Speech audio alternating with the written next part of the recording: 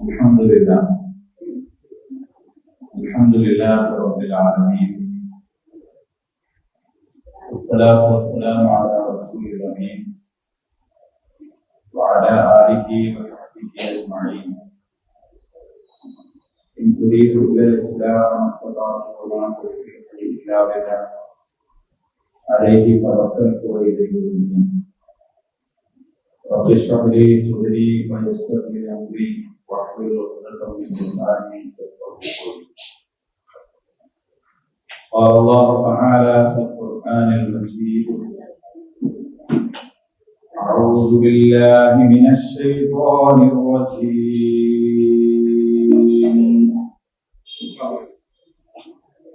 ذلك بأن الله نزل الكتاب بالحق وإن الذين اختلفوا في الكتاب لفي شقاق بعيد. ليس البر أن تولوا وجوهكم قبل المشرق والمغرب ولكن البر من آمن بالله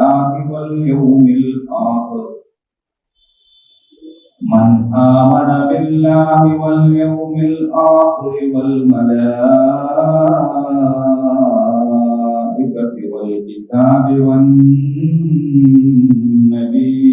وآتى المال على حبه ذوي القربى واليتامى والمساكين وابن السبيل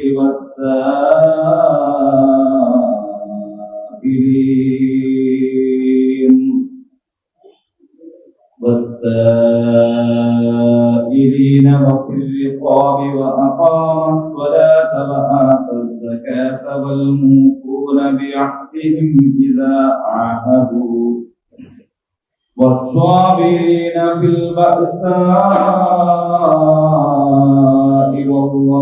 والضراء وحين البأس أولئك الذين صدقوا وأولئك هم المتقون. صدق الله العظيم.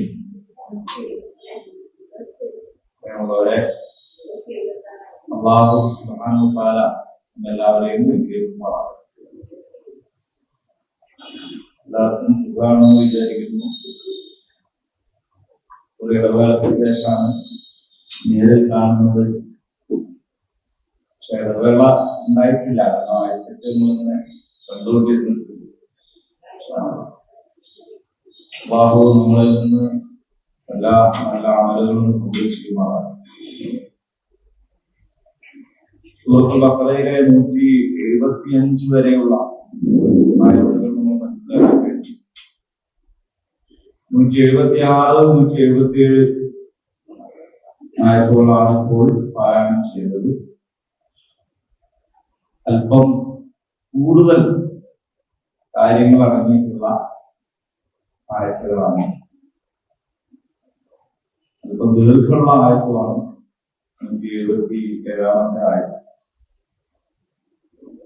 175 ആയത്തിനോട് ചേർന്ന് അതിന്റെ തന്നെ ഒരു ഭാഗമാണ് 176 ആയത്ത്. 175 നമ്മൾ മനസ്സിലാക്കിയത് ലാഹിക്കല്ലദീന ഇസ്തറൂ വലാലത ബിൽ ഹുദാ വൽ അദാബ ബിൽ മഗ്ഫിറ വമാ അസ്ബറഹും അലന്നാർ. സന്മാർഗം വിറ്റ് ദുർമാർഗം വാങ്ങിയവരാണ് അവർ. അതുപോലെ മഗ്ഫിറത്തിന് പകരം ശിക്ഷയും അല്ലാഹു പരിഹസിക്കുകയാണ്. എന്തൊരു ക്ഷമയാണ് അവർക്ക്, എന്തൊരു സുബറാണ് അവർക്ക്. എന്തിന്? നരകശിക്ഷ വാങ്ങാന്. യഥാർത്ഥത്തില് സ്വർഗത്തിലേക്ക് പോകാൻ വേണ്ടിയിട്ടാണ് സുബർ കാണിക്കേണ്ടത്. പക്ഷേ അവര് സുബർ കാണിക്കുന്നത് നരകത്ത് പോകാനാണ്. അതുകൊണ്ട് അവർക്ക് എന്തൊരു ക്ഷമയാണ്, എന്തൊരു സുബറാണ്. നമ്മൾ പറയില്ല, നല്ല ആൾക്കാരാണ് അറിയില്ലേ, സാധാരണ പറയുന്നത് നല്ല ആൾക്കാരാണ്, നല്ല ആൾക്കാരാണ് അങ്ങനെ പറഞ്ഞതിന്റെ അർത്ഥം എന്താണ്? നല്ലതാണോ? അല്ല.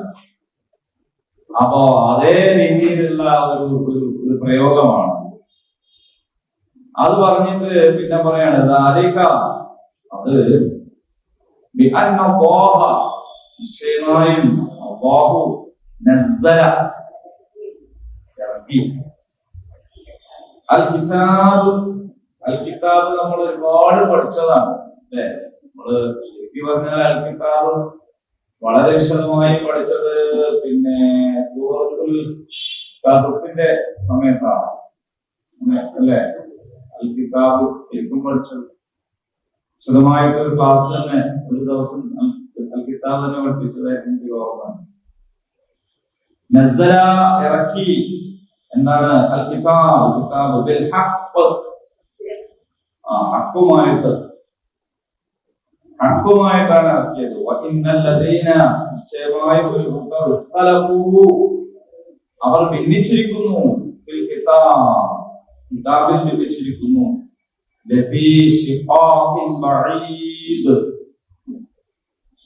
അവരെന്താണ്?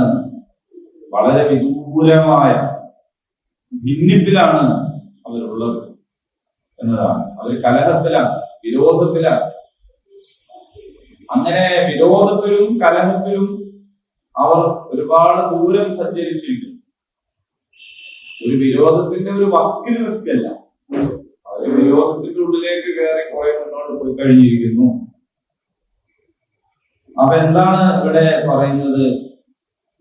ഈ അൽ കിതാബ് എന്ന് പറയുന്നത് ആരുടെയോ ഭാവനയിൽ അങ്ങനെ രചിച്ചിട്ടുള്ള ഒരു പുസ്തകമല്ല. അങ്ങനെ ഒരുപാട് പുസ്തകങ്ങളുണ്ട്, പലരും പുസ്തകങ്ങൾ എഴുതാറുണ്ട്. ആ പുസ്തകങ്ങളിലേക്ക് പ്രത്യേകത എന്താണെന്ന് ചോദിച്ചാൽ അത് വായിക്കുകയും ചെയ്യാം, വായിക്കാതിരിക്കുകയും ചെയ്യാം. ഒരു പുസ്തകത്തെ കുറിച്ച് നമുക്ക് ആ പുസ്തകം ഇഷ്ടപ്പെടുകയും ചെയ്യാം, ഇഷ്ടപ്പെടാതിരിക്കുകയും ചെയ്യാം. ആ പുസ്തകത്തെ വായിക്കുകയും വായിക്കാതിരിക്കുകയും ചെയ്യാം. ആ പുസ്തകം വായിപ്പിക്കുകയും വായിപ്പിക്കാതിരിക്കുകയും ചെയ്യാം. ആ പുസ്തകത്തെ നിരൂപണം ചെയ്യാം. അങ്ങനെ ഒക്കെയാണ് സാധാരണ പുസ്തകങ്ങൾ. മഹാന്മാരായ പലരും പല പുസ്തകങ്ങൾ എഴുതിയിട്ടുണ്ട്. അത് വായിക്കുക എന്ന് പറയുന്നത് ഒരു അനിവാര്യമായ ഒരു കാര്യം ആയിക്കൊള്ളണമെന്നില്ല എല്ലാവരും. അതേ സമയത്ത് ഈ കിതാബിന്റെ പ്രത്യേകത ബിൽ ഹഖ്, ഇതാണ് ഹക്കായിട്ട് ഇറങ്ങിയതാണ്. ഹക്കായിട്ട് ഇറങ്ങിയതാണ്. ഇപ്പൊ നമ്മുടെ രാജ്യത്തിന്റെ ഭരണഘടനയെ കുറിച്ച് പറയുകയാണെങ്കിൽ ആ ഭരണഘടന രചിച്ചിട്ടുള്ള ആളുകൾ വേറെ പുസ്തകം എഴുതിയിട്ടുണ്ടാവും. പക്ഷെ ആ പുസ്തകം നമ്മൾ വായിച്ചോളണമെന്നില്ല, പരിഗണിച്ചോളണമെന്നില്ല. പക്ഷെ ഭരണഘടനയെ അങ്ങനെ നമ്മൾ പരിഗണിക്കാണ്ടിരിക്കാൻ പറ്റില്ല. ആ പുസ്തകം എനിക്ക് താല്പര്യമില്ല എന്ന് പറയാൻ പറ്റില്ല അല്ലെ. അപ്പോ യഥാർത്ഥത്തിൽ ഇത് മനുഷ്യ സമൂഹത്തിനുള്ള ഭരണഘടനയാണ്. അല്ലാഹുവിന്റെ കിതാബ് എനിക്കത് വലിയ താല്പര്യമില്ല എന്ന് പറയാൻ പറ്റില്ല. ഇതാണ് ഹഖ്. ഈ ഹക്കുമായിക്കൊണ്ട് ഈ പരമസത്യം വ്യക്തമാക്കുന്ന ഒരു ഗ്രന്ഥമാണ് അല്ലാഹു ഇറക്കി തന്നിട്ടുള്ളത്. പക്ഷേ അതിനെക്കുറിച്ച് അറിയാത്തതുകൊണ്ടൊന്നുമല്ല, തൽക്കാലം ഭൗതികമായ പല കാര്യങ്ങൾക്കും വേണ്ടിയിട്ട് എന്തെയാണ് അത് മറച്ചു വെക്കുകയും അതിൽ നിന്ന് വിട്ടുനിൽക്കുകയും അക്കാര്യത്തിൽ ഭിന്നിപ്പിലകപ്പെടുകയും ചെയ്തിരിക്കുകയാണ്. എന്നിട്ടോ അവര് തങ്ങളുടെ കലഹത്തിൽ ഏർപ്പെട്ട് സത്യത്തിൽ നിന്ന് ഒരുപാട് ദൂരെ മാറി നിൽക്കുകയാണ്. അതാണ് ഇങ്ങനെയൊക്കെ ആയിത്തീരാനുള്ള കാരണം. അവര് നരകശിക്ഷ വാങ്ങി മഹഫറത്ത് വിറ്റ് കളയാനുള്ളൊരു കാരണമൊക്കെ ഇതാണ്. അവർ സത്യത്തിൽ നിന്ന് ഒരുപാട് അകലെ എത്തിപ്പോയിരിക്കുന്നു. അതുകൊണ്ട് അവർക്ക് എന്താണ് വേണ്ടതെന്നൊന്നും അവർക്കറിയില്ല. നമ്മള് പറഞ്ഞല്ലോ, ഒരു സാധനം നമ്മൾ വാങ്ങുക എന്ന് പറഞ്ഞാൽ അതിന്റെ അർത്ഥം എന്താണ്?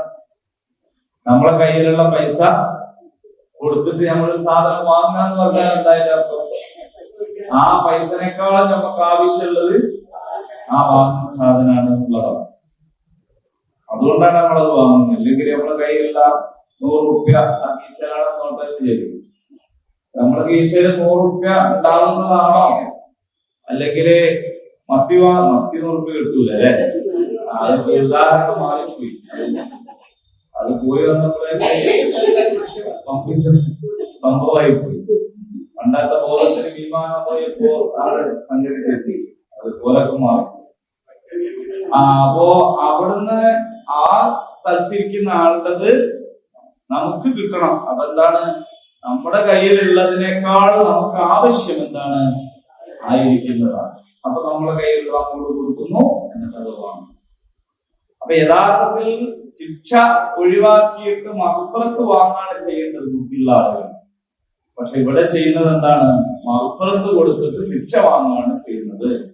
അങ്ങനെയൊക്കെ അവരായി പോകാനുള്ള കാരണം എന്താണെന്ന് ചോദിച്ചാൽ അല്ലാഹു തആല ഇറക്കിയ കിതാബിൽ നിന്ന് അകന്നുപോയി എന്നുള്ളതാണ്. ഖുർആൻ പഠിക്കുന്ന നമ്മളെ സംബന്ധിച്ചിടത്തോളം അൽഹംദുലില്ലാഹ് നമ്മള് ഖുർആനുമായിട്ട് അടുക്കണം ആഗ്രഹിക്കുന്നവരാണ്, അല്ലെ? ഖുർആനുമായിട്ട് അകന്നു പോകണമെന്ന് ആഗ്രഹിക്കുന്നവരാണ്. പക്ഷെ ആ ആഗ്രഹത്തിനനുസരിച്ച് നമ്മുടെ പരിശ്രമങ്ങൾ ഇനിയും ജാഗ്രതയോടെ കൊണ്ടുപോകണം.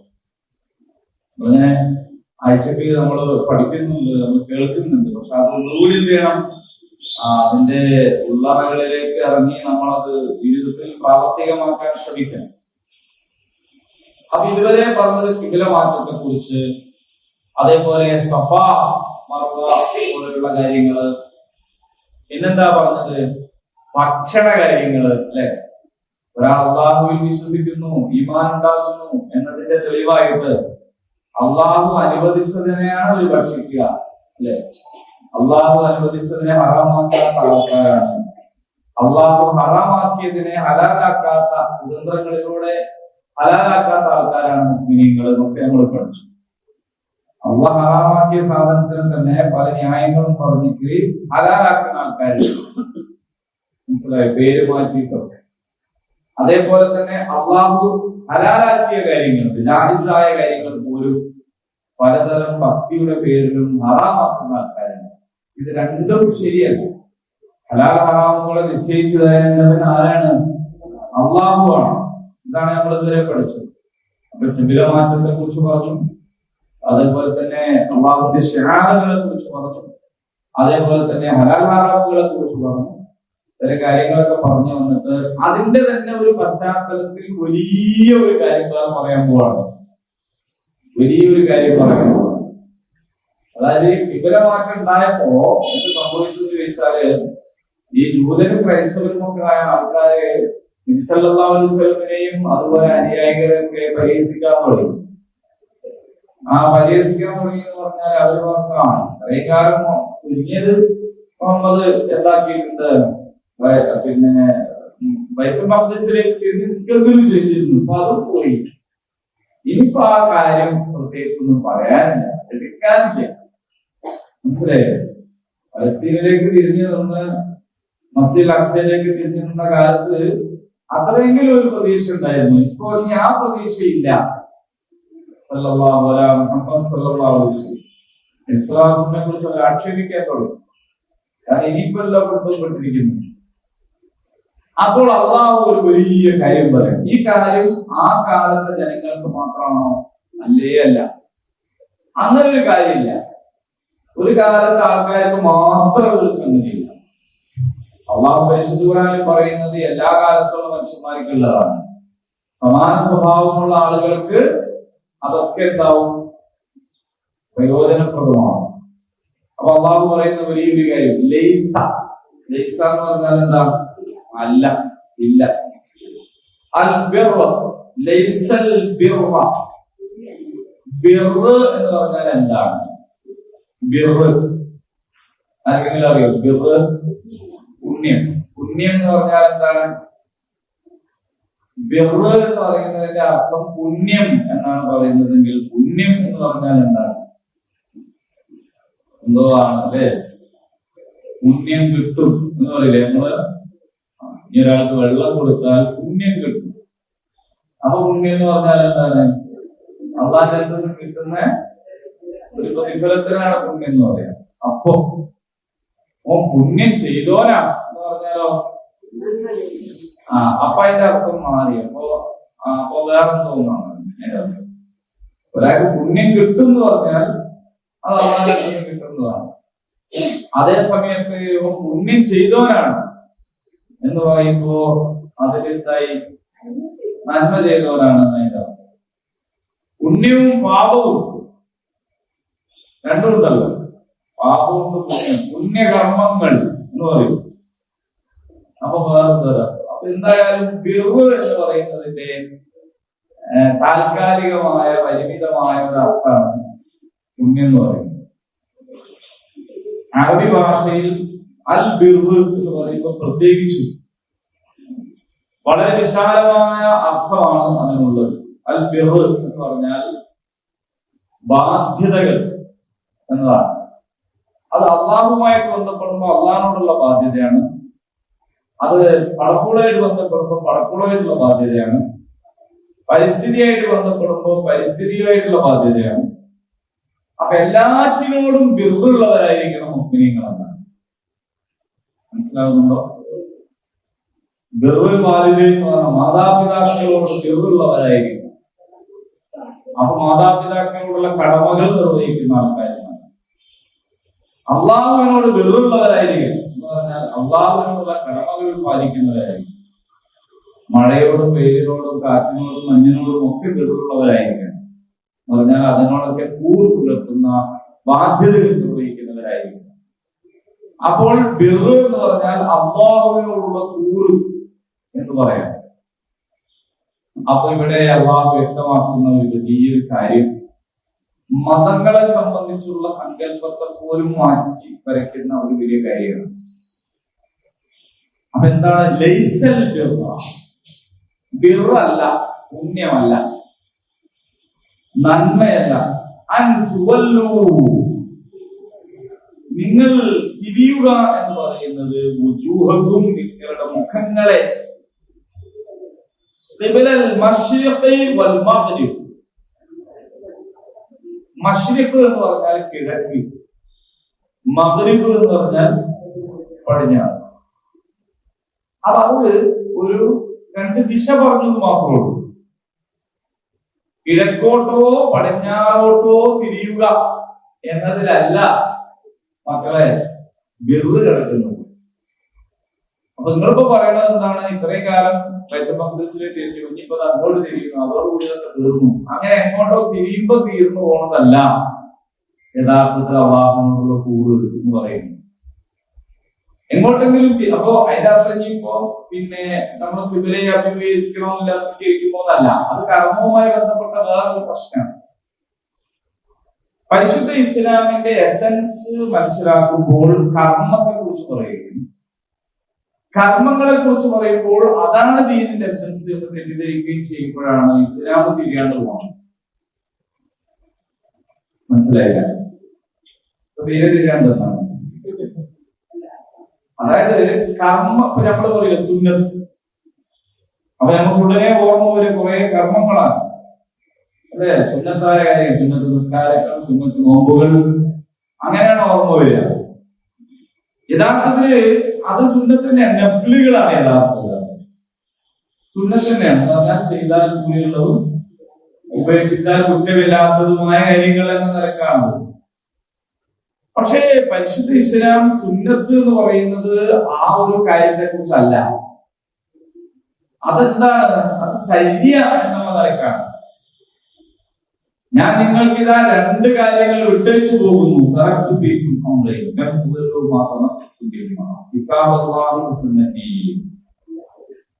നിങ്ങൾക്ക് ഞാൻ രണ്ട് കാര്യങ്ങൾ വിട്ടേച്ചു പോകുന്നു, അത് മുറുകെ പിടിച്ചാൽ നിങ്ങൾ വഴിതെറ്റുകയില്ല. അതിലൊന്ന് അല്ലാഹുവിന്റെ ഗ്രന്ഥമാണ്, മറ്റൊന്ന് എന്റെ ചര്യയാണ്. ആ പറയുന്നിടത്ത് ഉള്ള സുന്നത്ത് ഏതാണ്? അത് ചെയ്താൽ കൂലിയുള്ളതും ചെയ്തില്ലെങ്കിൽ കുറ്റില്ലാത്തതുമായ കാര്യമല്ല. അത് നിർബന്ധമായും ചെയ്യേണ്ടുന്ന, നിർബന്ധമായും സഞ്ചരിക്കേണ്ടുന്ന വഴിയാണ്, പാലിക്കേണ്ടുന്ന മാർഗമാണ്. ചര്യയെ കുറിച്ചാണ് ആ സുന്നത്ത് എന്ന് പറയുന്നത്. അത് ഇസ്ലാമിന്റെ എസൻസ് ആണ്, യഥാർത്ഥത്തിൽ അതിന്റെ സത്താണ്.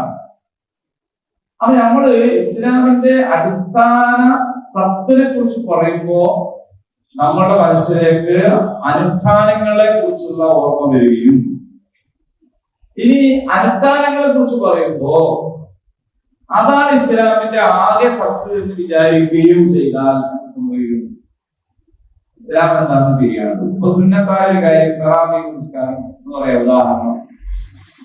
ആ തറാവീഹായ നമസ്കാരത്തെ കുറിച്ച് അതിന്റെ റക്അത്ത് അതിന്റെ രൂപം പോലെ ഇതിന് മാറുമ്പോഴേക്കും ഇസ്ലാം നമ്മൾ പുറത്തുപോയി വിചാരിക്കാത്ത കാരണം എന്താണെന്ന് വെച്ചാൽ ഒരു കൂട്ടർ മറ്റൊരു പുറത്തേക്ക് ഒരു കൂട്ടർ മറ്റൊരു പുറത്തേക്ക് എന്തുകൊണ്ടെന്ന് വെച്ചാൽ ഈ അടിസ്ഥാനമാണ് ഇസ്ലാമിന്റെ ആകെ അടിസ്ഥാനം എന്ന് വിചാരിക്കുമ്പോഴാണ്.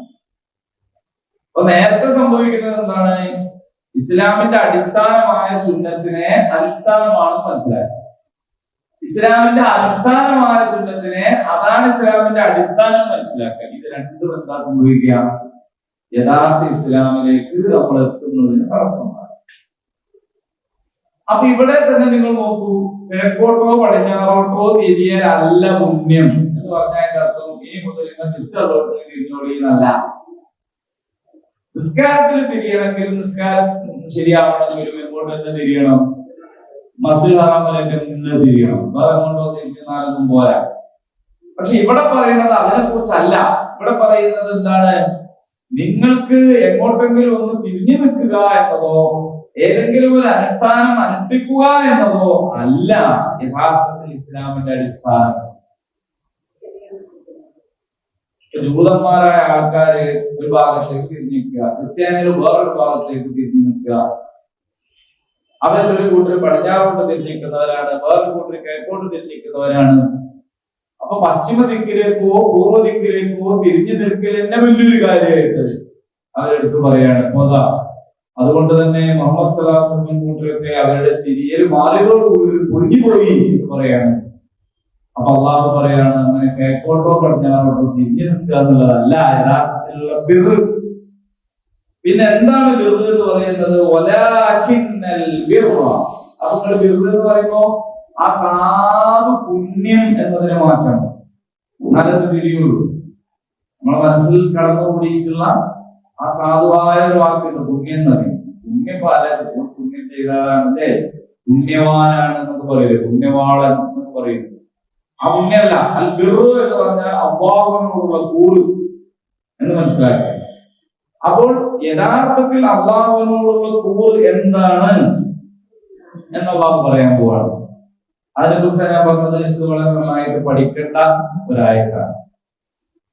അപ്പോൾ പടിഞ്ഞാറോട്ട് തിരിയുന്നോ കിഴക്കോട്ട് തിരിയുന്നോ എന്നത് നോക്കിയിട്ടല്ല ഒരാളുടെ ആശയവും ആദർശവും മനസ്സിലാക്കേണ്ടത്. പിന്നെ എന്താണ് അയാൾക്ക് യഥാർത്ഥത്തിൽ വലാകിന്നൽ ബിർറ പറയൂ. വലാകിന്നൽ ബിർറ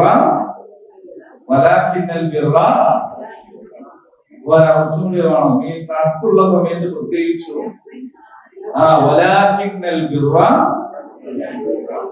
യഥാർത്ഥത്തിൽ ബിർറ് എന്ന് പറയുന്നത് എന്താണ്? എന്നാൽ ബിർറ് എന്ന് പറയുന്നത് ഇനി പറയുന്ന കുറെ കാര്യങ്ങളാണ്. ആ പറയുന്ന കുറെ കാര്യങ്ങളിൽ ശ്രദ്ധയില്ലാത്ത ഒരാൾ അയാളുടെ കിബില മറ്റേ യന്ത്രക്ക് വെച്ച് കൃത്യമായിട്ട് ഇങ്ങനെ തിരിഞ്ഞു നിന്നതുകൊണ്ട് പ്രത്യേകിച്ച് കാര്യമില്ല. മനസ്സിലാവുന്നുണ്ടോ? അതായത് ഒരാൾ ഇങ്ങനത്തൊക്കെ നോക്കിയാൽ ഒരു ഇഞ്ച് ഇങ്ങോട്ടാണ് നമ്മൾ അങ്ങനെയൊക്കെ ഭയങ്കര സൂക്ഷ്മമായിട്ട് ഒരാളെ നോക്കുന്നു എന്നതുകൊണ്ട് അയാൾക്ക് അല്ലാഹുവിനുള്ള കൂറ് ഉണ്ടാവില്ല, വ്യക്തമാവുകയില്ല.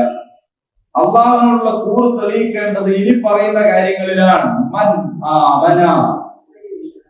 എന്താണ് ബിർറ് എന്ന് പറയുന്നത്? അല്ലാഹുവിനുള്ള കൂറ് എന്ന് പറയുന്നത് എന്താണ്? മൻ ആമന, വിശ്വസിക്കുക എന്നതാണ്. ഈ വിശ്വസിക്കുക എന്ന് പറയുന്നത് ഒരു പ്രശ്നമാണ്. യഥാർത്ഥത്തില് നമ്മളെ സംബന്ധിച്ച് നമുക്ക് ഒരുപാട് പരിമിതി. ആ പരിമിതി എന്താന്ന് വെച്ചാൽ നമ്മുടെ ഭാഷാ പരിമിതിയാണ്. ഓരോ ഭാഷയും ഉണ്ടാകുന്നത് ആ നാട്ടിലെ സംസ്കാരമായിട്ട് ബന്ധപ്പെട്ടുകൊണ്ടാണ്. അതിനെക്കുറിച്ചുള്ള വേറെ വലിയ പഠനങ്ങളുണ്ട്. ഭാഷാശാസ്ത്രജ്ഞന്മാര് അതിനെക്കുറിച്ച് പലതും പറയാറുണ്ട്. അതായത് പിന്നെ നമ്മള് സംഭവം നമ്മളിങ്ങനെ പറയും, സംസാരത്തിനെ പറയും ഒരു സാധനം പഴയതാണെന്ന് അറിയിക്കാൻ വേണ്ടി നമ്മൾ എന്താ പറയാ, ജാമ്പവാന്റെ കാലത്തുള്ളതാണ് അല്ലേ? അങ്ങനെ പറയാൻ കാരണം എന്താ ഈ ജാമ്പവാൻ അങ്ങനെ വെറുതെ പറയല്ല, പുരാണത്തിലൊരു കഥാപാത്രമാണ്. അപ്പൊ ആ പുരാണവുമായി ബന്ധപ്പെട്ട അതേപോലെ നമ്മളല്ലേ ഭഗീരഥ യത്നം എന്ന് പറയുന്നത് എന്താണ്? അത് വെറുതെ പറയല്ല, ഭയങ്കര പ്രയാസമുള്ള ഒരു പണിയാണെന്ന് പറയുകയാണെങ്കിൽ എന്ത് പറയാം? അപ്പൊ അത് എന്തുകൊണ്ടാണ് അത് നമ്മുടെ ശൈലിയിൽ കടന്നു വരുന്നത്?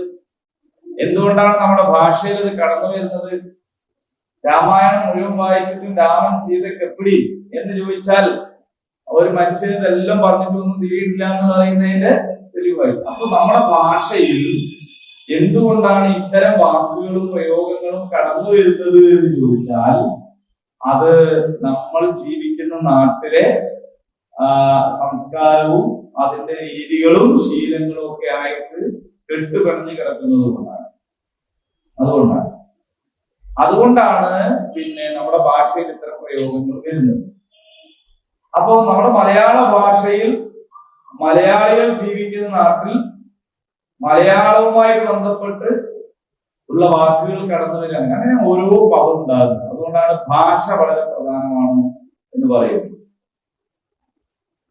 സാമ്പത്തികമായി ഉന്നതിയിൽ നിൽക്കലാണ് പിന്നെ മാന്യതയുടെ ലക്ഷണം എന്ന് വിശ്വസിക്കുന്ന ഒരു സംസ്കാരത്തിൽ നിന്നാണ് ചെറ്റ എന്ന് പറയുന്നത് തെറിവാക്കായി മാറുന്നത്. ചെറ്റ എന്ന് പറഞ്ഞാൽ ഒരുത്തരം ചെറ്റ എന്ന് വിളിച്ചാൽ എന്താണ്? നല്ലതാണ്, മോശമാണ്. എന്താ കാരണം? ചെറ്റ എന്ന് പറഞ്ഞാൽ ശരിക്കും എന്താണ്? ചെറ്റ എന്ന് പറയുന്നത് ഓരോന്നുണ്ടാക്കിയ ചെറിയൊരു കൂടാണ് ചെറ്റ വീട്, അല്ലേ? അതെങ്ങനെ മോശമാകുന്നത്? ഒരാളെന്താ ദേഷ്യം വിളിക്കുമ്പോ ബംഗ്ലാവ് എന്ന് വിളിക്കാറ് അങ്ങനെ വിളിക്കൂല. കാരണം ബംഗ്ലാവ് എന്ന് പറയുന്നത് ഒരു മാന്യതയുടെ ഉന്നതിയുടെ ലക്ഷണമാണ്. അപ്പോ പിന്നെ കൊന്നാൽ പാവം തിന്നാൽ തീരും, അല്ലെ? പണത്തിന് മീതെ പരുത്തു പറക്കില്ല, പണത്തിന് മീതെ പരുത്തു പറക്കില്ല. അപ്പോ അങ്ങനെ കുറെ സംഗതികളുണ്ട്. അതൊക്കെ നമ്മുടെ ജീവിത കാഴ്ചപ്പാടുമായി ബന്ധപ്പെട്ട് വരുന്ന കാര്യങ്ങളാണ്. ആ ജീവിത കാഴ്ചപ്പാടിൽ പറഞ്ഞൊരു കാലം വരാനുണ്ട്. ആ കാലത്ത് അവരിൽ VIP ആരായിരിക്കും? ഷറഫാക്കപ്പെട്ടവരാരായിരിക്കും? അതാവും അവരിൽ ഭൗതിക വിഭവങ്ങൾ കയ്യിലുള്ള ആളുകളായിരിക്കും. അപ്പൊ സമ്പത്ത് ആണ് മാന്യതയുടെ മാനദണ്ഡം എന്ന് വിശ്വസിക്കുന്ന ഒരു കാലത്താണ് ചെറ്റ എന്ന് പറയുന്നത് തെളിവാക്കായി മാറുന്നത്. മനസ്സിലായെങ്കിൽ അപ്പൊ ഭാഷ എന്ന് പറയുന്നത് ഇങ്ങനെ ഒരുപാട് കാര്യങ്ങളുണ്ട്. നമ്മൾ വെറുതെ പറയല്ല ചെയ്യുന്നത്. ഭാഷ എന്ന് പറയുന്നത് എന്താണ്? ഇങ്ങനെ നമ്മുടെ സംസ്കാരവുമായി ബന്ധപ്പെട്ട് രൂപപ്പെടുന്നതാണ്. അപ്പൊ നമ്മളുടെ സംസ്കാരവും ഇസ്ലാമിക സംസ്കാരവും തമ്മിൽ ഇനിയും ഇഴയടുപ്പം ഉണ്ടായിട്ടില്ല, ഇനിയും വല്ലാണ്ട് അടുത്ത് നിന്നിട്ടില്ല എന്നതുകൊണ്ട് ചില പദങ്ങൾ നമുക്ക് ഉൾക്കൊള്ളാൻ കഴിയില്ല. അപ്പൊ പരിഭാഷപ്പെടുത്തിയാൽ തന്നെ നമുക്ക് അത് കൃത്യമായിട്ട് ഉൾക്കൊള്ളാൻ കഴിയില്ല. അതുകൊണ്ടാണ് നമ്മുടെ ഇത്തരം പഠനത്തിന്റെ ആവശ്യകത ഉണ്ടാകുന്നത്. അല്ലെങ്കിൽ ഒരു പരിഭാഷ എടുത്ത് വായിച്ചാൽ പോലെ. അപ്പൊ മൻ ആമന എന്ന് പറയുമ്പോ നമ്മുടെ മനസ്സിലേക്ക് വരിക ആര് വിശ്വസിച്ചുവോ എന്നാണ്. ആര് വിശ്വസിച്ചുവോ? അപ്പൊ അവിടെ നമുക്ക് തന്നെ സംശയം വരികയാണ്. അപ്പൊ വിശ്വാസം ഒരു പ്രധാനപ്പെട്ട കാര്യമാണല്ലേ? അപ്പൊ വിശ്വസിക്കാത്തവൻ എന്താ ചെയ്തിട്ടും കാര്യമില്ലല്ലേ? അപ്പൊ നമ്മളോട് തന്നെ നമ്മൾ ചോദിക്കാൻ തുടങ്ങാണ്, അപ്പൊ ഇങ്ങനെ ആൾക്കാരൊക്കെ നല്ല മനുഷ്യന്മാരാണല്ലോ, എന്നിട്ട് ഓരോന്നും സ്വർഗത്തിൽ പോകില്ല എന്ന് പറയുന്നത് നീതികേടല്ലേ? മനസ്സിലായെങ്കിൽ നല്ല കുറെ മനുഷ്യന്മാരെ നമ്മുടെ നാട്ടിലുണ്ട്, പക്ഷെ അവർ വിശ്വാസികളായിരുന്നില്ല. അപ്പൊ ഒരു സ്വർഗത്തിൽ പോകില്ല, അതൊരു പക്ഷപാതിസല്ലേ? അപ്പോ ഓരോന്നും ഇല്ലാത്തൊരു സ്വർഗം പിന്നെ എന്തിനാ എന്നത് ചോദിക്കുന്നതിന്റെ രീതി അങ്ങനെ വരുന്നതാണ്. ഇപ്പൊ യഥാർത്ഥത്തിൽ വിശ്വാസം എന്ന് പറഞ്ഞാൽ ജാതി മാറലല്ല. വിശ്വാസം എന്ന് പറഞ്ഞാൽ സമുദായ മാറ്റമല്ല. ഒരാൾ വിശ്വസിക്കുക മറ്റൊരാൾ വിശ്വസിച്ചിട്ടില്ല എന്ന് പറഞ്ഞാൽ അതിന്റെ അർത്ഥം അയാള് ഒരു മതത്തിൽ നിന്നും വേറൊരു മതത്തിലേക്ക് മാറുക എന്നാണ് നമ്മൾ വിചാരിക്കുന്നത്. കാരണം നമ്മൾ ഇസ്ലാമിനെ കുറിച്ച് തന്നെ വിചാരിക്കുന്നത് ഒരു മതമാണെന്നാണ്. അപ്പൊ ഹിന്ദുമതം, ക്രിസ്തുമതം, ബുദ്ധമതം, ജൈനമതം അതുപോലെ ഒരു മതമാണ് ഇസ്ലാം മതം. അപ്പൊ മതേതരത്വം, മതസൗഹാർദ്ദം എന്നൊക്കെ പറഞ്ഞാൽ എന്താണ്? ഏത് മതത്തിലും ആരും വിശ്വസിക്കട്ടെ, അവരൊക്കെ അവിടെ തന്നെ നിന്നോട്ടെ എന്നുള്ളതാണ്. ഈ ഈമാൻ എന്ന് പറയുന്നത് യഥാർത്ഥത്തില് സമുദായ മാറ്റം എന്നതിന്റെ അപ്പുറത്ത്, മത പരിവർത്തനം എന്നതിനപ്പുറത്ത്, മതപരിത്യാഗം എന്നതിനൊക്കെ അപ്പുറത്ത് ഈമാൻ എന്ന് പറയുന്നത് വേറൊരു ലെവലാണ്, വേറൊരു സംഗതിയാണ്. ആ സംഗതിനെ കുറിച്ചാണ് അള്ളാഹു പരിശുദ്ധ ഖുർആനിൽ ധാരാളം വിശദീകരിച്ചിട്ടുള്ളത്. അതിന്റെ ചെറിയ ചില ഭാഗങ്ങൾ നമ്മൾ പഠിച്ചിട്ടുണ്ട്. അതെന്താണെന്ന് ചോദിച്ചാൽ, പേര് കൊണ്ട് ഒരാൾ മുഅ്മിനാവൂല. നമ്മൾ പഠിച്ചതല്ലേ? എന്താ നമ്മൾ പഠിച്ചത്? പറയൂ. പേരുകൊണ്ട് മുഅ്മിനാവൂല. അതിന് നമുക്ക് ഒരുപാട് ഉദാഹരണങ്ങൾ നമ്മൾ പറഞ്ഞിട്ടുണ്ട് അല്ലെ? അബ്ദുല്ലാഹ് എന്ന് പറയുന്ന ആള് ആരായിരുന്നു? മുശ്രിക്കായിരുന്നു. അബ്ദുല്ലാഹ് ബിൻ അബ്ബാസ് റളിയല്ലാഹു അൻഹു മുഅ്മിനായിരുന്നു അല്ലെ? അതേ സമയത്ത് അബ്ദുല്ലാഹ് ബിൻ ഉബൈ മുനാഫിഖായിരുന്നു. എല്ലാവരും പേര് അബ്ദുല്ലാഹ് തന്നെയായിരുന്നു. പേരുകൊണ്ട് മാറ്റമുണ്ടോ? ഇല്ല. അത് നമ്മൾ ഉദാഹരണങ്ങൾ കുറെ പറയും. ഈ വാപ്പയും മുഅ്മിനായതുകൊണ്ട് മുഅ്മിനാവോ? ഇല്ല. മുനീബിന്റെ മോൻ ഉണ്ടായില്ല, മുനീബ് അലൈഹി ഇസ്ലാമിന്റെ മകൻ മുഅ്മിനായിട്ടില്ല. ഇനി മക്കൾ മുഅ്മിനായുണ്ടാവൂല. അപ്പൊ എന്താണ്? ഇബ്രാഹിം അലൈഹി ഇസ്ലാമിന്റെ വാപ്പ മുഅ്മിനായിരുന്നില്ല. ഭാര്യ മുഅ്മിനായതുകൊണ്ട് ഭർത്താവ് ആയിക്കൊള്ളണമെന്നില്ല. അതിന് ഫിറഔന്റെ ഭാര്യ ഇല്ലേ? അതേപോലെ തന്നെ ലൂത്ത് നബി ഭാര്യയും ഉദാഹരണം, ഭർത്താവ് മുഅ്മിനായതുകൊണ്ട് ഭാര്യ. ഇങ്ങനെ നമ്മൾ പറഞ്ഞു പഠിച്ചത് എന്തിനാണ്? മുഅ്മിൻ എന്ന് പറയുന്നത് കുടുംബപരമായി, തറവാടപരമായി, സാമുദായികമായി കിട്ടുന്ന ഒരു സംഗതിന്റെ പേരല്ല. ഇനി ആരെങ്കിലും ഞാൻ മുഅ്മിനാണെന്ന് പ്രഖ്യാപിച്ചു എന്ന് വിചാരിക്കാം. ചില ആൾക്കാർ ഞങ്ങൾ മുഅ്മിനീങ്ങളാണെന്ന് പറയുന്നു. അല്ലാഹു പറയാണ് അവർ മുഅ്മിനീങ്ങളല്ല.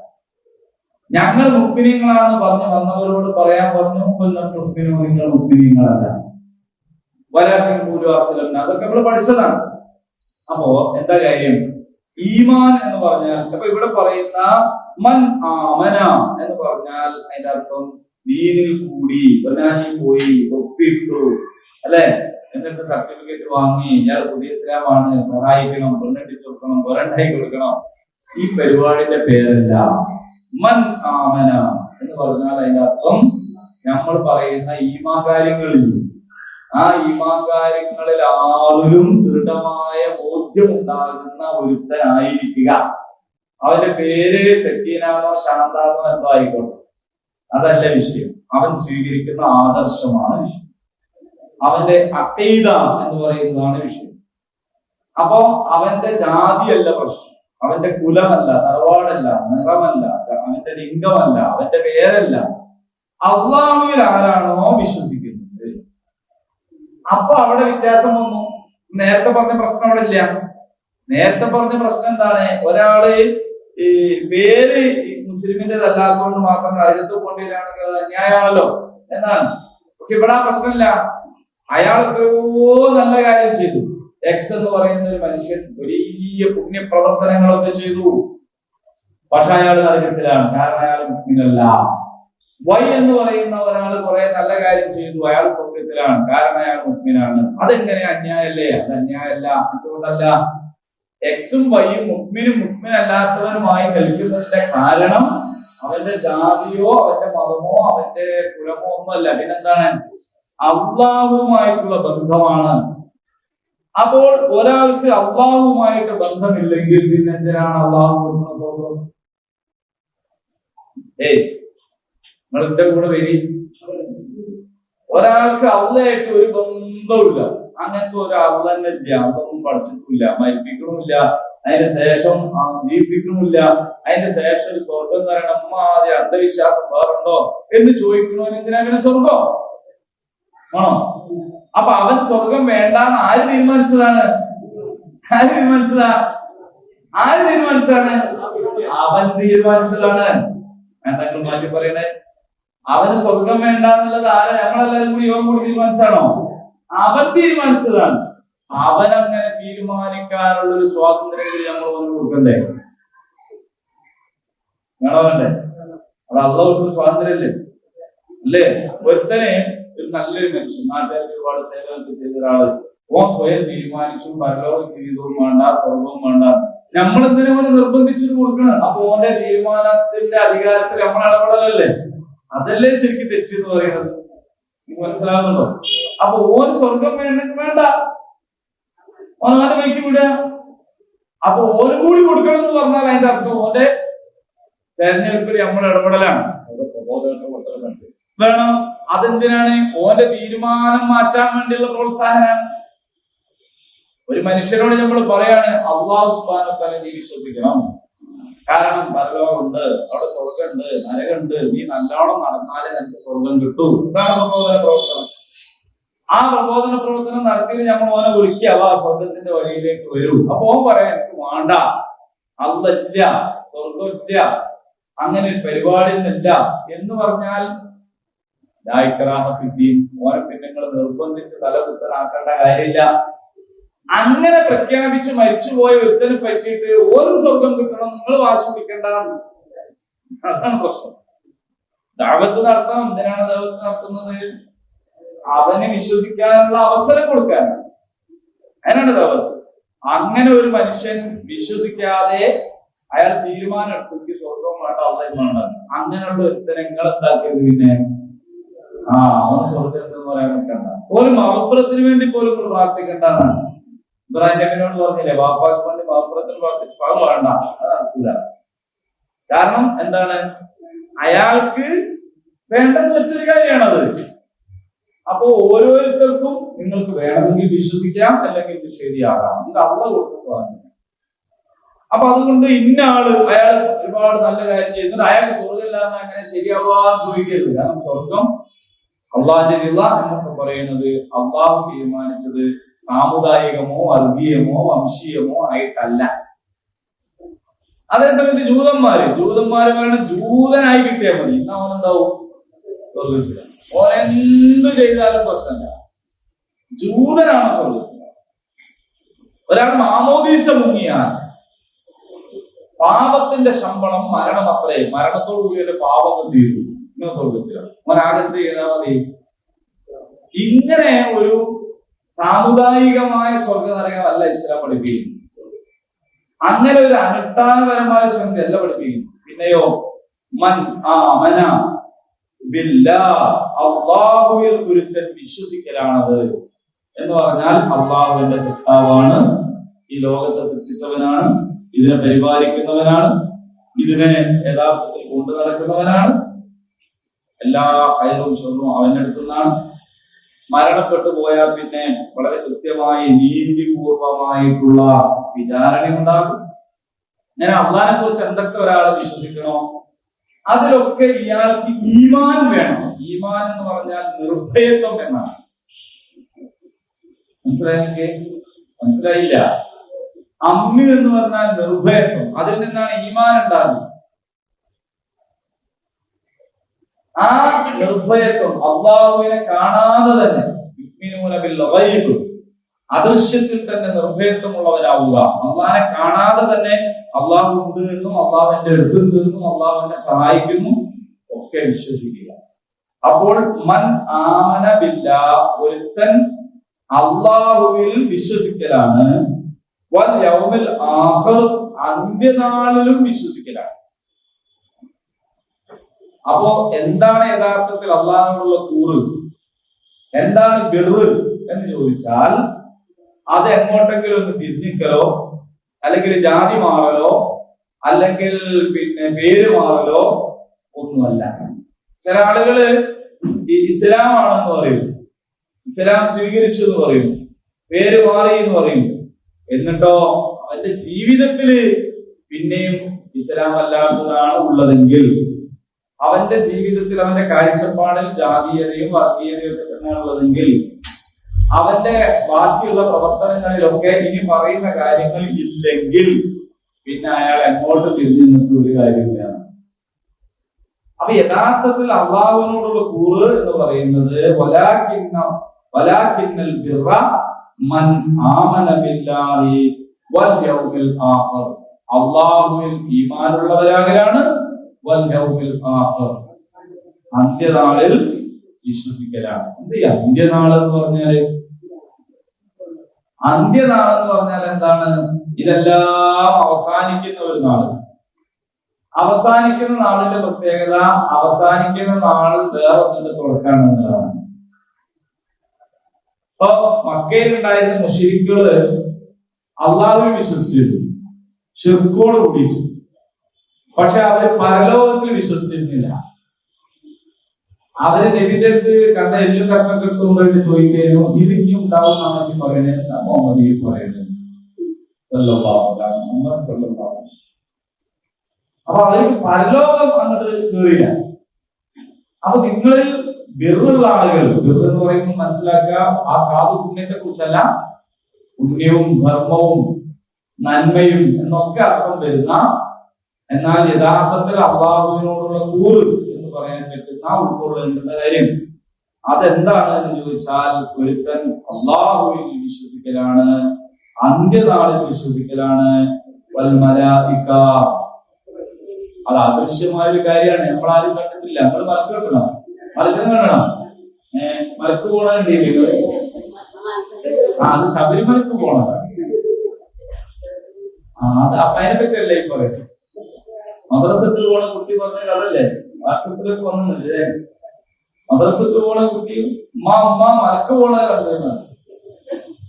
ഉമ്മ കുട്ടിനെ കുറിച്ച് ഉമ്മ വെച്ച് മലക്ക് പോണത് കണ്ട കുട്ടിയാണല്ലോ, എന്തോ ഒരു പരാമർശമുണ്ടായിട്ടാവും വിചാരിച്ചിട്ട് ഭയങ്കര സംഭവം ഉസ്താദിലേക്ക് പോയിട്ട് പറഞ്ഞു, എന്റെ കുട്ടി മലക്ക് പോണത് കണ്ടു. അപ്പൊ പിന്നെ ഉസ്താദും മാറ്റപ്പെട്ടു പോയി കൂടിക്കൊടുത്ത് സംഭവമാക്കി. അങ്ങനെ പോയി മലക്കിനെ കണ്ട കുട്ടി എന്ന് പറഞ്ഞാല് ചെറിയ കാര്യമല്ലല്ലോ. അങ്ങനെ ആകെപ്പോടെ ഭയങ്കര സംഭവമായ ആൾക്കാർ വരാൻ തുടങ്ങി, ഒരു ഭാഗത്ത് അങ്ങനത്തെ എത്തിക്കാൻ തുടങ്ങി. ഇങ്ങനൊക്കെ അവസാനം ഏതോ എടുത്ത് ചോദിച്ചു, എങ്ങനെയാണ് ഈ മലക്ക് ആ കറുത്ത തുണിയെ കുറിച്ചിട്ട് പിന്നെ തലയിലൊരു കെട്ടൊക്കെ വെച്ചിട്ട് സ്വാമി അയ്യപ്പോ ഇങ്ങനെ പോകുന്നുണ്ട്. അപ്പോഴാണ് സംഗതി മനസ്സിലായത്, ഇതെന്താണ് മലക്ക് പോണത് കണ്ടതാണ്, അല്ലാണ്ട് മലക്കിനെ കണ്ടതല്ല. അപ്പോ അങ്ങനെ മലക്ക് പോണത് കാണാന്നല്ലാതെ മലക്കിനെ നമ്മൾ ആദ്യം കണ്ടോ ഇല്ല. പക്ഷേ മലക്കുകളിൽ വിശ്വസിക്കാത്ത ഒരുത്തിന് ഓൻ കിഴക്കോട്ട് തിരിഞ്ഞിട്ടും കാര്യമില്ല, പടിഞ്ഞാറോട്ട് തിരിഞ്ഞിട്ടും കാര്യമില്ല, ഓൻ ആകെ തിരിഞ്ഞിട്ടും കാര്യമില്ല, ഓൻ മുസ്ലിമാവുകയില്ല. കാരണം എന്താണ്? അല്ലാഹു സുബ്ഹാനഹു വ തആല അവന്റെ ഈ പ്രപഞ്ചത്തിൽ നിശ്ചിതമായ വ്യവസ്ഥകൾ നടപ്പിലാക്കുന്നത് മലക്കുകൾ വഴിയാണ്. മഴ പെയ്യിക്കുന്നതും കാറ്റടിപ്പിക്കുന്നതും തുടങ്ങിയ കാര്യങ്ങൾ മുതൽ മനുഷ്യരാവശ്യമായ സന്മാർഗം എത്തിച്ചു തരുന്നത് ജിബ്രീൽ അലൈഹിസ്സലാമാണ്, മലക്ക് വഴി. അപ്പോൾ മലക്കുകളിൽ ഒരാൾ വിശ്വസിക്കുന്നില്ലെങ്കിൽ, എനിക്ക് പ്രത്യേകിച്ച് പറയാൻ കാരണമുണ്ട്, അതിന്റെ പശ്ചാത്തലം നമ്മൾ മറന്നുപോയത്. എന്താണ് ഇസ്രായേലിയർ പറഞ്ഞു ജിബ്രീലിന് പറ്റിയ തെറ്റാണ് മുഹമ്മദ് സല്ലല്ലാഹു അലൈഹി വസല്ലം. മനസ്സിലായോ? നിങ്ങൾക്ക് ഓർമ്മ ഉണ്ടാവും, നിങ്ങൾ റിവേഴ്സ് കുറച്ച് ജൂതന്മാര് കാത്തിരിക്കല്ലായിരുന്നോ റസൂല് വരാനുണ്ട് അല്ലേ? പക്ഷെ അവര് മുഹമ്മദ് നബി വന്നതിന് വിശ്വസിച്ചോ? എന്തുകൊണ്ട് അവരെ കൂട്ടത്തിൽ ഒരാൾക്ക് കൊടുത്തില്ല. അത് ആരെ കുഴപ്പമാണെന്ന് ഈ വഹിയും കൊണ്ട് വരുന്ന ജിബ്രീൽ അലൈഹിസ്സലാം എന്താക്കി? ആള് മാറിയിട്ട് ഇസ്രായേലിലല്ലാത്ത ഒരാൾക്ക് കൊണ്ട് കൊടുത്തു. ആള് മാറി കൊടുത്തു. അപ്പോ ഇവരോട് അള്ളാഹു പറയുന്നുണ്ട്, നിങ്ങൾ എന്താ മനസ്സിലാക്കിയത്? ജിബ്രീൽ അലൈഹിസ്സലാമിനെയാണ് നിങ്ങൾ കള്ളമാക്കുന്നത്, നിങ്ങൾ നിഷേധിക്കുന്നത് അല്ലെ? ജിബ്രീൽ അലൈഹിസ്സലാമിനെ നിങ്ങൾ നിഷേധിക്കുകയാണ്. ഗബ്രിയേൽ, അപ്പോ നിങ്ങൾ ജിബ്രീൽ അലൈഹിസ്സലാമിനെ നിഷേധിക്കുകയാണെങ്കിൽ പിന്നെ നിങ്ങൾക്ക് എന്ത് ദീനുണ്ട് നിങ്ങൾ ഈ പറയണത്? ആ മലക്ക് ഒരിക്കലും ഇഷ്ടപ്രകാരം പ്രവർത്തിക്കുന്നവരല്ല. അങ്ങോട്ട് കൊടുക്കാൻ പറഞ്ഞ അങ്ങോട്ട് കൊണ്ടുപോയി കൊടുക്കുന്ന ആളല്ല. അല്ലാഹു തആല എന്ത് കൽപ്പിച്ചോ അതേ അവർ ചെയ്യും. അപ്പൊ ഇതൊരു അഡ്രസ് മാറി കൊടുത്തുപോയതാണ് എന്ന് നിങ്ങൾ പറഞ്ഞാൽ അതിന്റെ അർത്ഥം നിങ്ങൾക്ക് പിന്നെ എന്ത് ദീനാണുള്ളത്? അവിടെയാണ് നമ്മൾ മനസ്സിലാക്കേണ്ടത്. അപ്പൊ അതുകൊണ്ട് യഥാർത്ഥത്തിൽ അള്ളാഹുവിനോടുള്ള കൂറ് എന്ന് പറഞ്ഞാൽ എന്താണെന്ന് അറിയുമോ? പറയൂ, ഓരോന്നോരോന്ന് പറയൂ. അള്ളാഹുവിൽ വിശ്വസിക്കലാണ്. പിന്നെയോ വൽ യൗമിൽ ആഖിർ, പറയൂ, അന്ത്യനാളിൽ വിശ്വസിക്കലാണ്. വൽ മലായിക, മലക്കുകളിൽ വിശ്വസിക്കലാണ്. മലക്കുകൾ എന്ന് പറഞ്ഞാൽ എല്ലാ മലക്കുകളിലും വിശ്വസിക്കുക. വൽ കിതാബ്, കിതാബുകളിൽ, എല്ലാ കിതാബിലും, അല്ലെ, എല്ലാ കിതാബുകളിലും വിശ്വസിക്കലാണ്. അപ്പോൾ നമ്മുടെ കയ്യിലുള്ള പരിശുദ്ധ ഖുർആനിലും വിശ്വസിക്കലാണ്. പിന്നെയോ വൻ നബിയീൻ, ഒരു നബിയിലല്ല കേട്ടോ, വൻ നബിയീൻ, എല്ലാ നബിമാരിലും വിശ്വസിക്കലാണ്. നമുക്ക് അങ്ങനെ ഒരു നബി പറ്റും മറ്റേ നബി പറ്റൂല എന്നില്ല. നിങ്ങൾ നോക്കൂ, മൂസാ നബി ഓക്കെ, ഈസാ നബി ശരിയില്ല എന്നാണ് ദൂതന്മാര് പറയുന്നത്. മൂസാ നബി വരെ ഓക്കെയാണ്. ഈസാ നബി അങ്ങനെ ശരിയില്ല, കാരണം പുൽക്കൂട്ടിൽ ജനിച്ചാണ്, വാപ്പല്ലാണ്ട് ജനിച്ചാണ് എന്നൊക്കെയാണ് അവർ ആക്ഷേപിക്കുന്നത്. അപ്പൊ യഥാർത്ഥത്തില് അങ്ങനെയല്ല. നമുക്ക് മൂസാ നബി ഉണ്ട്, ഈസാ നബി ഉണ്ട്, അലൈഹിസ്സലാം. ക്രിസ്ത്യാനികൾ പറയുന്നത് ഈസാ നബിയോട് കൂടി കഴിഞ്ഞു. അങ്ങനെയല്ല. ഈ ജിബ്രീൽ അലൈഹിസ്സലാം ദൗത്യം കൊണ്ടുപോയി കൊടുക്കുന്ന തൗറാത്തും ഇൻജീലും ഒക്കെ പറഞ്ഞിട്ടുള്ള ഒരു നബി വേറെ ഉണ്ട്. ആ നബി മുഹമ്മദ് നബി സല്ലല്ലാഹു അലൈഹി വസല്ലമാണ്. ആ നബിയും അപ്പൊ ആദം അലൈഹിസ്സലാം മുതൽ ഇങ്ങോട്ട് വംശമോ കുലമോ ദേശമോ ഭാഷയോ ഒന്നും നോക്കാതെ എല്ലാ നബിമാരിലും ഒരാൾ വിശ്വസിക്കണം. അങ്ങനെ വിശ്വസിക്കുന്നവരാണ് ആര്? ബിർറ് ചെയ്യുന്ന ആൾക്കാർ, അള്ളാഹുവിനോട് കൂറുള്ള ആളുകൾ. എന്തൊക്കെയാണ്? മൻ ആമന ബില്ലാഹ്. നമുക്കങ്ങനെ പഠിച്ചാൽ മതി. മൻ ആമന ബില്ലാഹ്, അള്ളാഹുവിൽ വിശ്വസിക്കലാണ്. വൽ യൗമിൽ ആഖിർ, അന്ത്യനാളിൽ വിശ്വസിക്കലാണ്. വൽ മലായിക, മലക്കുകളിൽ വിശ്വസിക്കലാണ്. വൽ കിതാബ്, കിതാബുകളിൽ വിശ്വസിക്കലാണ്. വൽ നബിയ്യീൻ, നബിമാരിൽ വിശ്വസിക്കലാണ്. അപ്പൊ യഥാർത്ഥത്തിൽ നബിനല്ലേ ആദ്യം പറയേണ്ടത്? കാരണം നബി അല്ലേ നമുക്ക് കിതാബ് പഠിപ്പിച്ചിരുന്നു. നബി അല്ലേ പരലോകം ഉണ്ടെന്ന് പറഞ്ഞത്. നബി അല്ലേ അള്ളാഹ് ഉണ്ടെന്ന് പറഞ്ഞിരുന്നത്. അള്ളാഹു ഇന്നന്നൊക്കെ പറഞ്ഞിരുന്നത് നബിയല്ലേ. അപ്പൊ യഥാർത്ഥത്തിൽ മൻ ആമന ബില്ല കഴിഞ്ഞാൽ പിന്നെ ഉടനെ റസൂലിനെ കുറിച്ചല്ലേ പറയേണ്ടത്. അതെന്താ പിന്നെ പരലോകം, മലക്കുകള്, കിതാബ്, പിന്നെയാണ് നബീനെ പറ്റി പറഞ്ഞത്. അപ്പൊ ആ ഒരു ഓർഡറിന്റെ കാര്യം എന്താണെന്ന് ചോദിച്ചാൽ യഥാർത്ഥത്തിൽ ആദ്യം അള്ളാഹു പഠിച്ചത് മലക്കുകളെയാണ്, അല്ലെ? ആ മലക്കുകളിൽ ആണ് ഈ ലൗഹുൽ മഹ്ഫൂദ് സൂക്ഷിച്ച കിതാബ് കൊടുത്തത്. ആ കിതാബാണ് പിന്നെ എത്തുന്നത് നബിമാരിൽ എത്തുന്നത്. അങ്ങനെയാണ് അതിന്റെ ഒരു ഓർഡർ വരുന്നത്. അപ്പൊ അതുകൊണ്ടാണ് ഈമാൻ കാര്യത്തിൽ നമ്മൾ എണ്ണി പറയുമ്പോ ഒന്ന് അള്ളാഹുവിലുള്ള വിശ്വാസം, അല്ലെ? രണ്ട് മലക്കുകളിലുള്ള വിശ്വാസം, പിന്നെ കിതാബുകളിലുള്ള വിശ്വാസം, പിന്നെ അംബിയാ മുർസലീങ്ങളിലുള്ള വിശ്വാസം എന്ന് പറയും. പിന്നെ പരലോകത്തിലുള്ള വിശ്വാസം, പിന്നെ ഖദറിലുള്ള വിശ്വാസം എന്ന് പറഞ്ഞാൽ ഈ അള്ളാഹുവിന്റെ വിശ്വാസത്തിൽ പെട്ടുപോകും. അത് പ്രത്യേകിച്ച് വേറെ പറയേണ്ടിയില്ല, പറഞ്ഞാലും കുഴപ്പമില്ല. അതെ, അതായത് പരിശുദ്ധ ഖുർആനിന്റെ ഒരു ശൈലി അനുസരിച്ച് നമ്പർ ഇട്ട് പറയൂല. 1, 2, 3, 4 ഇങ്ങനെ നമ്പർ ഇട്ട് പറയില്ല. ഇസ്ലാംകാരെയാണെങ്കിലും ഇമാൻകാരെയാണെങ്കിലും ഒക്കെ ഖുർആനിലുണ്ട്. പക്ഷെ അതൊന്നും നമ്പർ ഇട്ട് പറയുന്ന ശൈലിയല്ല ഖുർആനിലുള്ളത്. ഖുർആനിൽ എവിടെയാ ശൈലി ഇല്ല. എന്തൊക്കെ അവിടെ കണ്ടതുണ്ടോ? നിസ്കാരത്തിന്റെ വക്തുകൾ എന്താകുന്നു, 1, 2, 3 ഇങ്ങനെ ഖുർആൻ പറയോ? ഇല്ല. നിസ്കാരത്തിന്റെ ഷർത്തുകൾ എത്രയാണ്, അതെങ്ങനെയാണ് എന്ന് പറയില്ല. ഈമാൻകാർ എത്ര, ഇസ്ലാംകാർ എത്ര, ഇതൊന്നും ഖുർആന്റെ രീതിയല്ല. ഖുർആൻ അതൊക്കെ വേറെ രീതിയിലാണ് പറയാം. അതിനെയൊക്കെ നമ്പർ ഇട്ട് കൃത്യപ്പെടുത്തി പറയുന്നത് ആരാണ്? റസൂലുള്ളാഹി സ്വല്ലല്ലാഹു അലൈഹി വസല്ലം. ഇങ്ങനെയാണ്. അപ്പൊ ഇവിടെ അല്ലാഹു തആല ഈമാൻകാരെ പറഞ്ഞിരിക്കുന്നു. അതിൽ ഖദറിലുള്ള വിശ്വാസം എന്നത് അള്ളാഹുവിന്റെ വിശ്വാസത്തിൽ ചേർത്തി പറഞ്ഞിരിക്കുന്നു. അള്ളാഹുവിന്റെ വിശ്വാസത്തിൽ തന്നെ പെട്ടതാണ് അതും. അള്ളാഹുവിനുള്ള ഖദർ ഖദാഉള്ള വിശ്വാസം എന്ന് പറഞ്ഞാൽ അള്ളാഹുവിനുള്ള വിശ്വാസത്തിൽ തന്നെ പെട്ടതാണ്. അപ്പോ ലൈസൽ ബിർറ അൻ തുവല്ലൂ വുജൂഹക്കും ഖിബലൽ മശ്രിഖി വൽ മഗ്രിബ് വലാകിന്നൽ ബിർറ. എന്താ ഇതിന്റെ അർത്ഥം? പറയൂ. ലൈസൽ ബിർറ, നമ്മൾ പഠിക്കാൻ തീരുമാനിച്ചു. ലൈസൽ ബിർറ പറയൂ. നന്മയല്ല, പുണ്യമല്ല, ബിർറല്ല. അൻ തുവല്ലൂ, നിങ്ങൾ തിരിയുക എന്ന് പറയുന്നത്, വുജൂഹക്കും നിങ്ങളുടെ മുഖം, അതിനെ നിങ്ങൾ തിരിക്കുക എന്ന് പറയുന്നത് അതാകുന്നു ആകപ്പാട് ബിർറ്. നിങ്ങൾ വിചാരിക്കണ്ട. കിഴക്കിന് നേരെയോ പടിഞ്ഞാറിന് നേരെയോ. വലാകിന്നൽ ബിർറ, നിശ്ചയമായിട്ടും അൽ ബിർറ് എന്ന് പറഞ്ഞാൽ മൻ ആമന, ഒരുത്തൻ വിശ്വസിക്കലാണ്. ഒരുത്തന് വ്യക്തിയൊക്കെ പറയട്ടോ, വിശ്വസിക്കലാണ്. ബില്ലാഹി, അള്ളാഹുവിനെ കൊണ്ട് എന്ന് പറഞ്ഞാൽ അള്ളാഹുവിലുള്ള എല്ലാ ഇസ്മുകളും സിഫാത്തുകളും ഒക്കെ ഇതിൽപ്പെട്ടതാണ്. അല്ലാഹു എന്ന് പറയുമ്പോ അതെന്താണ്? ഒരു സമ്പൂർണമായ ഒരു നാമമാണ് അല്ലാഹു എന്ന് പറയുന്നത്. ബഹുവചനമില്ലാത്ത സ്ത്രീലിംഗം പുല്ലിംഗം വ്യത്യാസമില്ലാത്ത അല്ലാഹു എന്ന് പറയുന്ന പദത്തിന് പകരം വേറെ പദമില്ല. ഇലാഹ് എന്നുള്ളതിന് ആലിഹത്ത് എന്നൊക്കെ പറഞ്ഞ ബഹുവചനമൊക്കെ ഉണ്ട്. പക്ഷേ അൽ ഇലാഹ് എന്നതാണ് അല്ലാഹു. അല്ലാഹു എന്ന് പറയുന്നതിന് വേറെ വ്യത്യാസങ്ങളുള്ള പദഭേദങ്ങളോ പാഠഭേദങ്ങളോ ഒന്നുമില്ല. അതൊരു വാക്കാണ് അല്ലാഹു. അത് നമ്മളെ ദൈവമെന്നും ഈശ്വരനെന്നും ഒന്നും പറഞ്ഞാലൊന്നും ഉണ്ടാവൂല. അല്ലാഹു എന്ന് പറയുന്നത് ഉണ്ടാവൂല. കാരണം അത് വേറെ തന്നെ ഒരു സംഗതിയാണ്. അപ്പൊ അല്ലാഹുവിൽ ഒരാൾ വിശ്വസിക്കലാണ്. മറ്റതൊക്കെ അള്ളാന്റെ വ്യത്യസ്ത ദൈവം എന്ന് പറയുന്നത് പോലും യഥാർത്ഥത്തിൽ അല്ലാഹു എന്നുള്ളതിന്റെ ഒരു ഗുണമാണ്. ഈശ്വരൻ എന്ന് പറയുന്നത് ഒരു ഗുണമാണ്.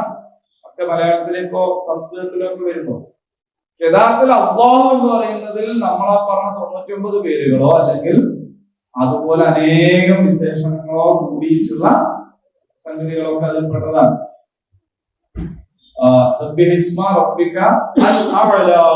അത്യുന്നതനായ നിന്റെ റബ്ബിന്റെ നാമം, അതാണ് അള്ളാന്റെ നാമം എന്ന് പറയുന്നത്. പിന്നെ എന്താണ് പറയൂ? അന്ത്യനാളിലും വിശ്വസിക്കലാണ്,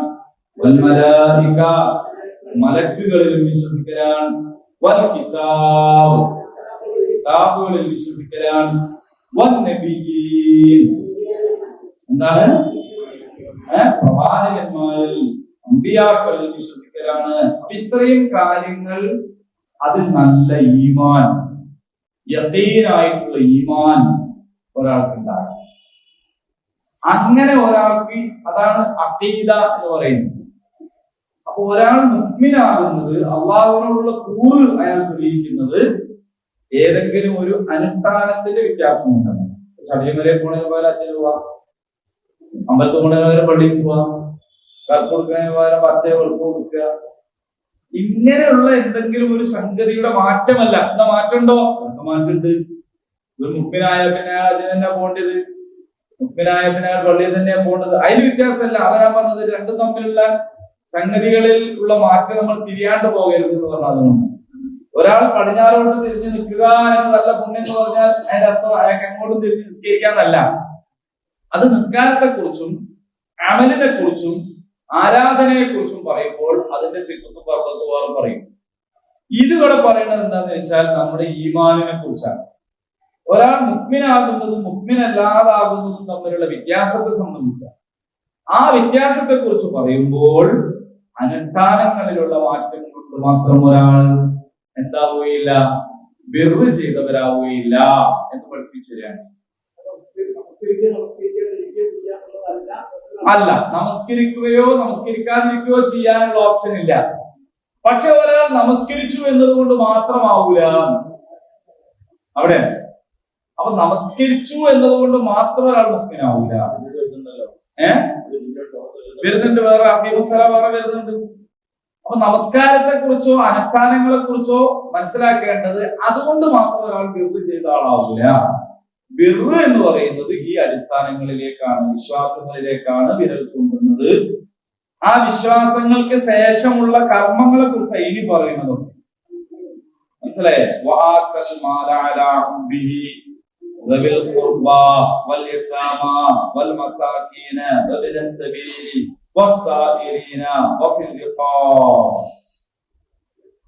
അത്രയും കാര്യങ്ങൾ ഒരു വിഷയം.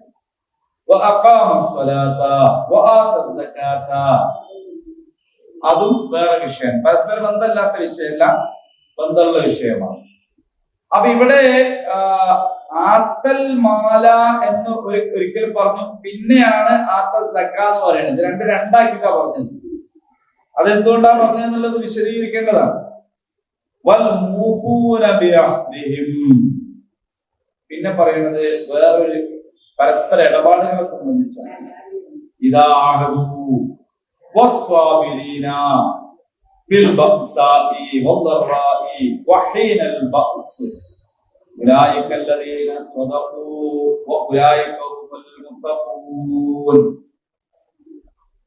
അപ്പൊ എന്താണ് യഥാർത്ഥത്തിലുള്ള പുണ്യം, എന്താണ് നന്മ, എന്താണ് ബിർറ് എന്ന് വളരെ സമഗ്രമായിട്ട് പഠിപ്പിക്കുന്ന ഒരായത്താണ്. ഈ ആയത്ത് നമ്മൾ നന്നായിട്ട് പഠിക്കുക, വ്യത്യസ്തമാക്കുക. ഇത് നമ്മുടെ ഒരു ഭരണഘടനയായിട്ട് നമ്മൾ കൊണ്ട് നടക്കുകയാണെങ്കിൽ അത് മതി നമ്മളെ വിജയത്തിന്. നമ്മളെ പരലോക വിജയത്തിന് വളരെ അടിസ്ഥാനപരമായ കാര്യമാണ്. ഞാനിനി ആത്തൽ മാലാരാഹുബി അത് ഇൻഷാല്ലാഹ് അടുത്ത ക്ലാസ്സിൽ വിശദീകരിക്കുക. കാരണം ഈ ആത്തൽ മാല എന്ന് പറയുന്നതും ആത്തൽ സക്ക എന്ന് പറയുന്നതും വേറെ വേറെ പറഞ്ഞിട്ടുണ്ട്. അപ്പൊ അത് തന്നെ ഒരു സംഗതിയാണ്. അതുപോലെ തന്നെ അലാഹുബിഹി നബിൽ ഖുർബ ആരാണ്, അതുപോലെ യതാമ ആരാണ്, മസാക്കീൻ ആരാണ്, ഇതിനെക്കുറിച്ചൊക്കെ വിശദീകരിക്കാൻ ഇൻഷാല്ലാഹ് അത് അടുത്ത ക്ലാസ്സിൽ ഇൻഷാല്ലാഹ് വിശദീകരിക്കാം. ഇതൊന്ന് നമ്മൾ പാരായണം ചെയ്ത് നോക്കുക. أعوذ بالله من الشيطان الرجيم. എല്ലാവരും കൂടി ഉച്ചരിച്ച് أعوذ بالله من الشيطان الرجيم. ليس البر أن تولوا وجوهكم قبل المشرق والمغرب. അങ്ങനെ ഓതാ. ليس البر أن تولوا وجوهكم كم بمسكنا قبل المشرق والمغرب ولكن سكون النون شدت لا ولكن البر من آمن പറയാൻ പാടില്ല. ولكن البر من آمن بالله واليوم الآخر والملائكة والكتاب